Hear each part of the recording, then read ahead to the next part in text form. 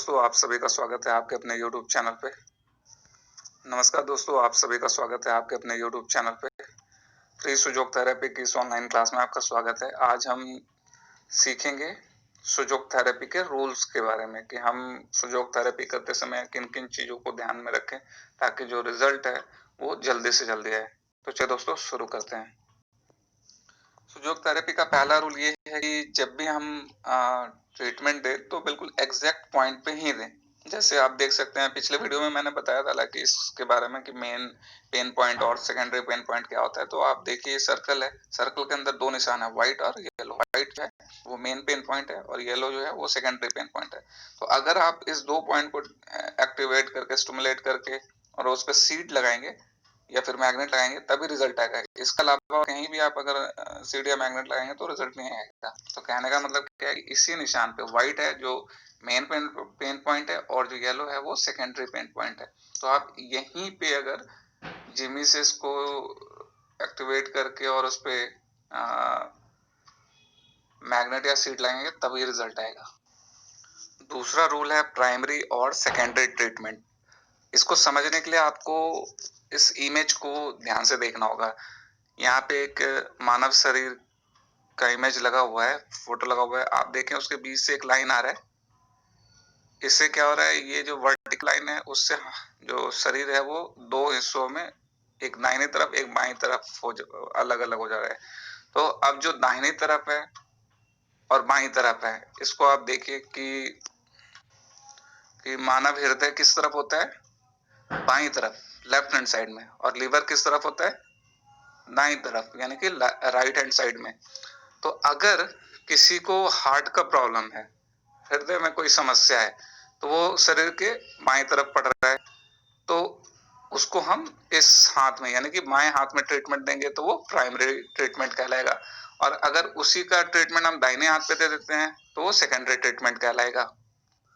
इसको बड़े ध्यान से समझिए। फिर से मैं एक बार बता रहा हूँ कि जो मानव हृदय होता है वो ये जो मिड लाइन है उसके बाएं तरफ है। तो अगर हम बाएं हाथ में अगर ट्रीटमेंट देंगे तो वो प्राइमरी ट्रीटमेंट कहलाएगा हृदय के लिए, और अगर दाएं हाथ में ट्रीटमेंट देंगे तो वो सेकेंडरी ट्रीटमेंट कहलाएगा।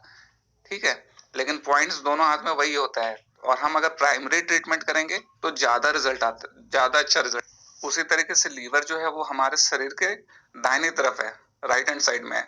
तो अगर हम दाहिने हाथ पे ट्रीटमेंट देते हैं तो वो प्राइमरी ट्रीटमेंट कहलाएगा, और बाएं हाथ पे देंगे तो वो सेकेंडरी ट्रीटमेंट कहलाएगा। ठीक है, तो इसी तरीके से आप हाथ पे भी दे सकते हैं, पैर पे भी दे सकते हैं।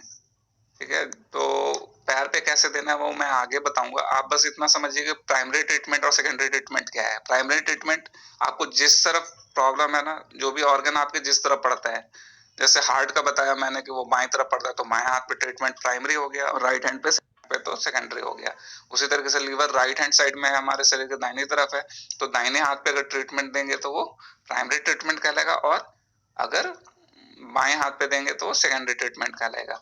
इसी तरीके से आप घुटने का देख लीजिए। अगर घुटने आपके जैसे घुटना तो दोनों पैर में है, लंग्स दोनों शरीर के दोनों तरफ है। ठीक है, मतलब तो अगर आपके दाहिने घुटने में दर्द है तो आप दाएं हाथ में ट्रीटमेंट देंगे तो वो प्राइमरी ट्रीटमेंट कहलाएगा। और अगर दाहिने घुटने में दर्द है और दाएं हाथ की जगह अगर आपने बाएं हाथ में ट्रीटमेंट दिया तो वो सेकेंडरी ट्रीटमेंट कहलाएगा। तो इस चीज को समझना जरूरी है। तो अगर हम प्राइमरी ट्रीटमेंट देंगे तो ज्यादा अच्छा रिजल्ट आएगा, लेकिन अगर किसी कारणवश प्राइमरी ट्रीटमेंट संभव ना हो तो हम सेकेंडरी ट्रीटमेंट भी दे सकते हैं। उसके बाद तीसरा रूल है मेन कोरोस्पोंडेंस पॉइंट और इंसेक्ट कोरोस्पोंडेंस पॉइंट। अब इसमें क्या है कि मेन कोरोस्पोंडेंस आप देख सकते हैं, ये जो पूरा हाथ है उस पे जो कोरोस्पोंडेंस है शरीर का वो मेन कोरोस्पोंडेंस पॉइंट कहलाता है। और जो दाहिनी तरफ है सिर्फ एक उंगली पे पूरा शरीर का कोरोस्पोंडेंस पॉइंट है, उसको इंसेक्ट्स कोरोस्पोंडेंस पॉइंट बोलते हैं। तो इसमें आपको ये ध्यान देना है कि अगर कोई बीमारी है जो लंबे समय से वो ठीक नहीं हो पा रहा है तो उसमें आप दोनों जगह एक साथ ट्रीटमेंट देंगे, मतलब मेन कोरोस्पोंडेंस पे और इंसेक्ट कोरोस्पोंडेंस पे, तो जल्दी रिजल्ट आएगा। तो इसमें आपको एक चीज ध्यान देना है कि जैसे आपके हाथ में ये 2 पॉइंट हो गए वैसे ही पैर में भी 2 पॉइंट होंगे। पैर में भी पूरे पैर पे आपका मेन कोरोस्पोंडेंस हो जाएगा और पैर की एक उंगली पे इंसेक्ट कॉरस्पॉन्डेंस हो जाएगा। तो आपको टोटल 4 पॉइंट देने हैं, 2 हाथ में और 2 पैर में, ठीक है? तो इससे बहुत अच्छा रिजल्ट आएगा। और पैर में लगाते हैं तो वो हाथ से ज़्यादा अच्छा रिजल्ट आता है, जो मैं आपको आगे सिखाऊँगा कि पैर में कैसे लगाना है। हालाँकि कॉरस्पॉन्डेंस वगैरह सब सेम ही है। तो इससे पहले वाले दूसरे रूल में मैंने प्राइमरी और सेकेंडरी ट्रीटमेंट बताया था। तो आप प्राइमरी साइड देख लीजिए। जैसे मान लीजिए किसी के दाहिने घुटने में दर्द है, तो आप दाहिने हाथ में जो मेन कॉरस्पॉन्डेंस है और इंसेक्ट कॉरस्पॉन्डेंस है उसका पॉइंट लगाना है, और दाहिने पैर में भी लगाना है। तो 4 पॉइंट हो गए, 2 हाथ में और 2 पैर में। तो इस तरीके से आप अगर ट्रीटमेंट करेंगे तो बहुत अच्छा रिजल्ट आता है। इसके बाद चौथा रूल है ब्रेन स्पाइनल कॉर्ड ट्रीटमेंट। इसमें क्या है कि अगर कोई भी ऐसा बीमारी है जो काफी पुराने टाइम से चला आ रहा है, तो आप जो उसका ट्रीटमेंट है, उसका जो कॉरस्पॉन्डेंस पॉइंट है उस पर भी ट्रीटमेंट देंगे, साथ ही साथ हम ब्रेन और स्पाइनल कॉर्ड का जो पॉइंट है उसको भी ट्रीटमेंट देंगे। वो सब मैं अभी आगे आने वाले वीडियो में बताऊंगा, लेकिन आप बस इस चीज को समझिए कि अगर कोई भी क्रोनिक डिजीज है और ठीक नहीं हो पा रहा, समय लग रहा है, तो उसमें हम ब्रेन को और स्पाइनल कॉर्ड को एक्टिवेट करते हैं, उसके पॉइंट्स को भी लगाते हैं, तो रिजल्ट जो है वो बहुत जल्दी आता है।